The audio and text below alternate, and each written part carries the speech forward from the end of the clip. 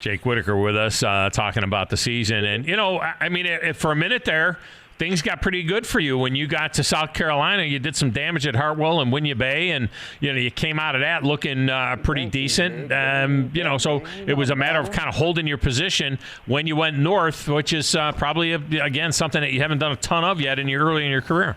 Yeah, definitely. Like you just said, the South Carolina swing this year was really good to me, and it really saved me throughout the year. I had 2 top 15 finishes there in South Carolina, and then after that, honestly, I'll be honest with you, man. I never could really put 2 days together. The first 2 days of the events. After that, I couldn't put them together. I would either have a slow first day and then have a really great second day, and then I was just behind the 8 ball so far that I couldn't jump much. But I just really struggled on putting two days together, and then that's what I found myself in a top position heading into 10 Killer to even make the AOI championship. I was like 48th or something. And ended up having a decent finish there. Finished up 26th at 10 Killer. That got me into the AOI championship.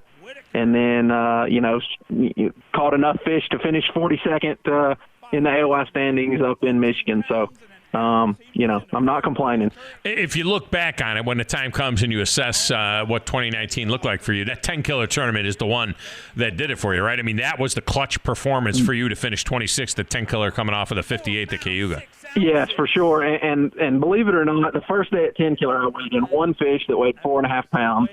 And at the time, I was like, oh my gosh, I'm done. I don't know really, what the fish are doing. I'm struggling. I'm not getting many bites. And another thing there at 10 Killer was we had 16-inch sizeland on largemouth and smallmouth.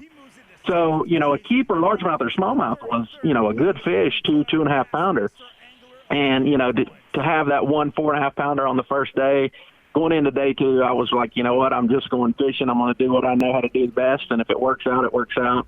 And luckily I had 5 keeper fish. I think 4 of them were 4 keeper largemouth. So, really nice fish. And then a decent keeper spot, and had like 12.5 pounds and had enough to make the third day, and 34th, I think I was going into the third day, and then had another decent day 3 and jumped up to 26. So for sure, that was a tournament that saved me for sure.